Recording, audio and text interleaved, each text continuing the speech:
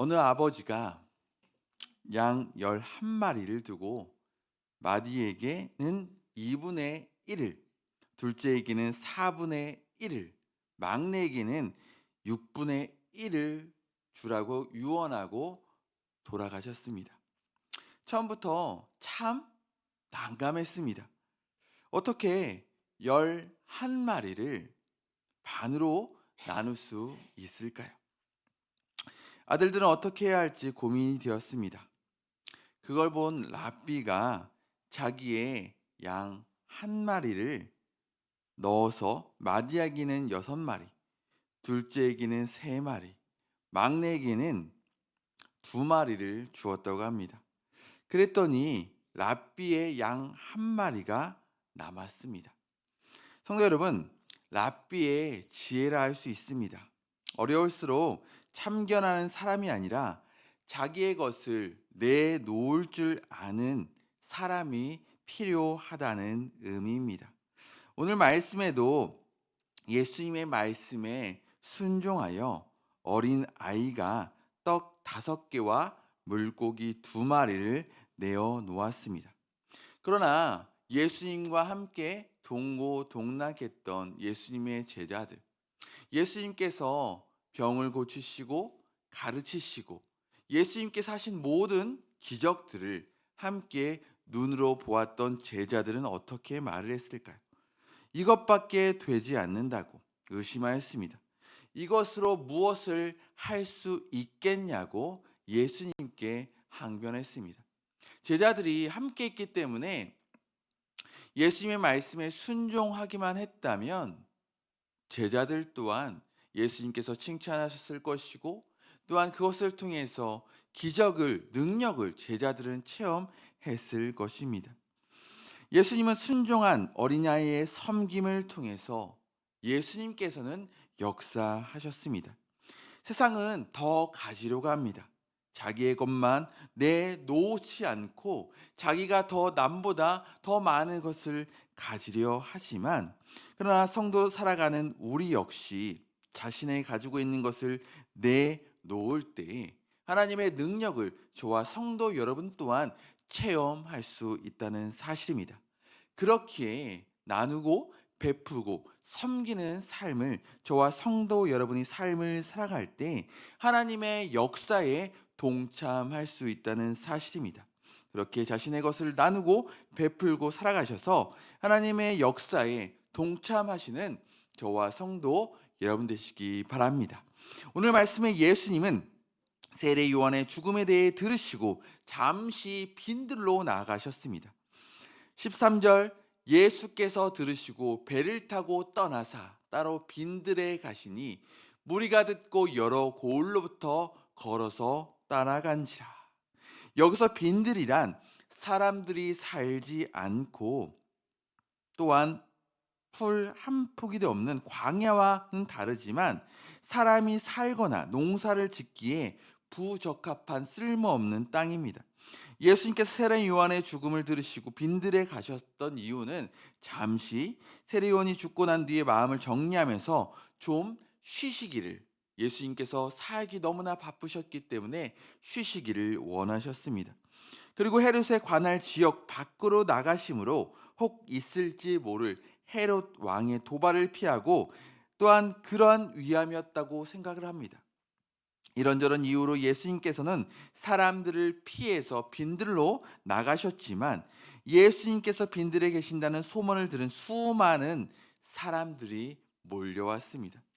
이처럼 예수님이 가시는 곳에는 수많은 사람들이 따라다녔고 예수님은 잠시 쉼을 갖지 못할 정도로 무척 바쁘셨다는 사실입니다. 그럼에도 쉬지도 못했음에도 불구하고 예수님은 목자 없는 양같이 유리방황하는 그 사람들을 그냥 지나치지 않으셨습니다. 여리고로 내려가다가 강도를 만난 자가 거의 죽게 되었을 때 제사장과 레위인처럼 그냥 지나쳐 버리는 그러한 모른 척하지 예수님께서 않으셨다는 사실입니다. 예수님은 그들을 불쌍히 여겨주셨고 그 중에 병자들을 고쳐 주셨습니다. 예수님은 이처럼 많은 사람들을 돌보시고 그들이 죽어가는 것을, 아파하는 것을, 고통스러워하는 것을 그냥 간과하지 않으셨다는 사실입니다. 이것을 통해 오늘날 살아가는 우리 역시 하나님은 우리를 지키시고 보호하시면서 그냥 내버려 두지 않으신다는 사실입니다. 하나님의 때가 되면 하나님께서 저희들을 도와주시고 인도해 주십니다. 하나님은 우리를 그냥 내버려 두지 않으십니다. 우리를 사랑하셔서 예수님을 보내셨던 하나님이시기 때문에 우리가 힘들고 고통스러울 때 하나님께서 우리와 찾아와 주시고 우리와 동행하여 주시기 때문에 그것을 믿고 이 세상 하나님이 나와 함께 하신다는 사실을 믿고 살아가시는 저와 성도 여러분 되시기 바랍니다. 그렇게 열심히 사역하셨지만 그만 해가 저물었고 또한 한 끼 식사가 문제가 되었습니다. 한 끼를 먹지 못한다고 해서 성도 여러분 뭐 문제가 될 수 있냐라고 반문할 수 있지만 오늘날 한 끼와 예수님의 한 끼는 다르다는 사실입니다. 당시 유대인들은 하루에 두 끼밖에 식사를 하지 못했습니다. 그것도 그나마 괜찮은 집이 이야기지 가난한 집들은 보통 한 끼밖에 먹지 못했습니다. 게다가 지금 예수님 주위에 몰려드는 사람들은 부유한 사람들이 아니라 먹을 것을 제대로 먹지 못하는 가난한 사람들이 대부분이었습니다. 그러니 한 끼를 먹지 못하는 것이 얼마나 그들에게 배고픔이 되었을까요? 이때 마침 제자들이 예수님께 요청을 합니다. 15절 저녁이 되면 제자들이 나와 이르되 이곳은 빈들이요 때도 이미 저물었으니 무리를 보내어 마을에 들어가 먹을 것을 사 먹게 하소서. 아멘. 그러자 예수님은 기다렸다는 듯이 16절에 말씀합니다. 16절에 갈 것이 없다. 너희가 먹을 것을 주라고 하셨습니다. 예수님께서 이렇게 말씀하셨을 때 제자들은 어땠을까요? 당황했을 것입니다. 도저히 불가능한 일을 예수님께서 말씀하신다 생각을 했을 것입니다. 분명 예수님께서는 제자들이 빈들에서 여자와 어린이를 제외한 5천 명이나 되는 사람을 먹일 수 없다는 것을 예수님은 당연히 알고 계셨습니다. 오늘날도 10,000명이 넘는 군중을 한꺼번에 먹인다는 것은 쉽지 않습니다. 예수님 당시에도 훨씬 더 어려웠을 것입니다. 만약 해결한다고 해도 돈이 200데나리온, 대략 2천만 원 정도의 돈이 있어야 했습니다. 그래서 빌립이 요한복음 6장 7절에 빌립이 대답하되 각 사람으로 조금씩 받게 할지라도 200데나리온의 떡이 부족하리이다 라고 이렇게 말했던 것입니다. 예수님은 빌립을 시험하시며 믿음의 대답을 요구하셨지만 믿음이 부족하니 제대로 이해하지 못했고 제자들 역시 많은 무리를 먹이는 것은 불가능합니다. 예수님, 이 어떻게 이 많은 사람들을 먹일 그 양식을 구할 수 있겠습니까? 라고 이야기했던 것입니다. 그래서 17절 제자들이 이르되 여기 우리에게 있는 것은 떡 5개와 물고기 2마리 뿐이다 라고 대답을 하였습니다.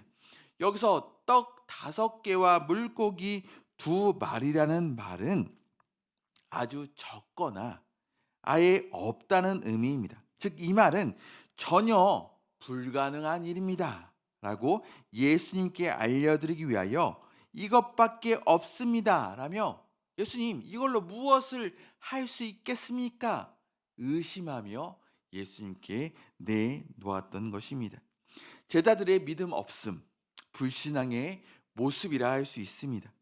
예수님과 함께하면서 많은 기적을 체험했지만 아직까지 예수님께서 어떠한 분이신지 이러한 능력을 당연히 행하실 수 있다는 사실을 제자들이 믿지 못했습니다.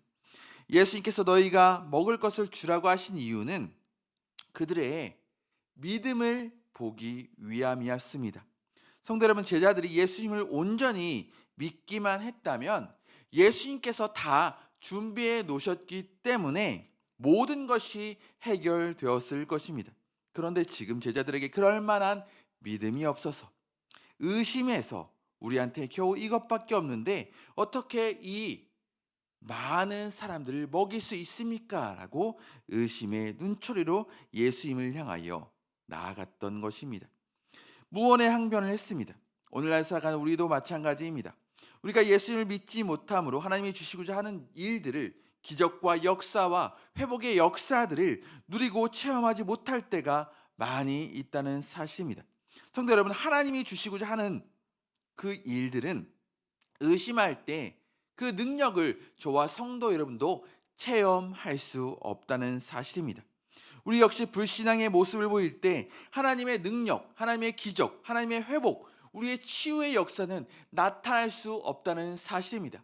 그렇기 때문에 우리가 무언가를 놓고 기도할 때, 하나님의 말씀에 순종하며 나아갈 때 하나님께서는 할 수 있다, 하나님께서는 역사하신다, 하나님께서 못할 것이 없다라고 기도하며 나아갈 때 하나님의 능력과 하나님의 기적은 우리들 또한 체험할 수 있다는 사실입니다. 그렇기에 하나님의 능력을 날마다 순종함으로 나아가셔서 하나님의 기적, 하나님의 역사, 회복, 치유, 모든 하나님의 능력을 날마다 경험하고 살아가시는 저와 성도 여러분 되시기 바랍니다. 예수님께서도 고향에서 믿지 않자 많은 능력을 행하지 않으셨습니다. 이처럼 제자들의 불신앙, 비관적인 말을 했음에도 불구하고 예수님은 그것을 가져오라 하셨고 하늘을 우러러 축사하신 후에 떡을 떼어 제자들에게 주셔서 제자들이 무리에게 나눠 줄 때 놀라운 바로 기적이 일어났습니다. 이들이 다 배불리 먹고 남은 조각을 거두어 보니 12바구니가 남게 되었습니다. 그렇게 결론적으로 오늘 우리 말씀을 통해서 예수님은 무척 바쁘셨습니다. 하지만 줄이고 힘들고 고통스러워하는 그들을 보시고 그냥 간과하지 않으셨고 그냥 지나치지 않으셨고 병자들을 고치셨습니다. 오늘날 우리도 마찬가지입니다. 하나님께서는 우리들을 사랑하시기 때문에 그냥 버려두지 않으시고 우리에게 풍성한 은혜를 베풀어 주십니다. 그런데 그 기적, 능력을 어떨 때 체험할 수 있을까요?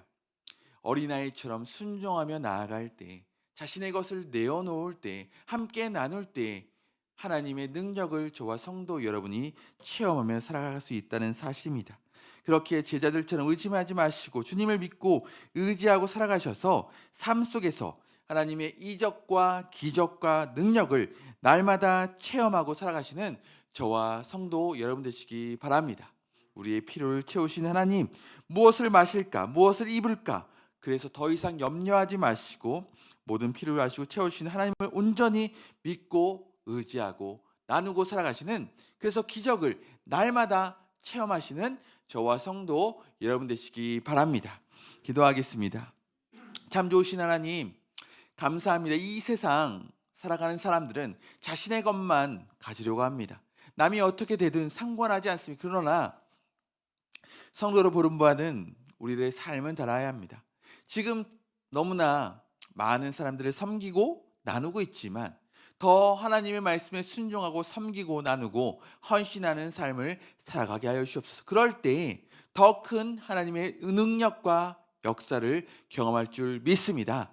그렇기에 이 말씀에 오늘 주어진 삶의 현장에서 순종하여 하나님께서 주시는 그 풍성한 은혜를 경험하고 기적을 경험하고 능력을 날마다 체험하고 살아가는 우리들의 모습 되게 하여 주시옵소서. 한 주간 삶을 살아갈 때 말씀에 늘 순종하고 순종의 열매로 하나님께 기쁨을 드리는 우리들의 삶 될 수 있도록 역사하여 주시옵소서. 우리와 함께 하시는 예수님의 이름으로 간절히 기도 올리옵나이다. 아멘.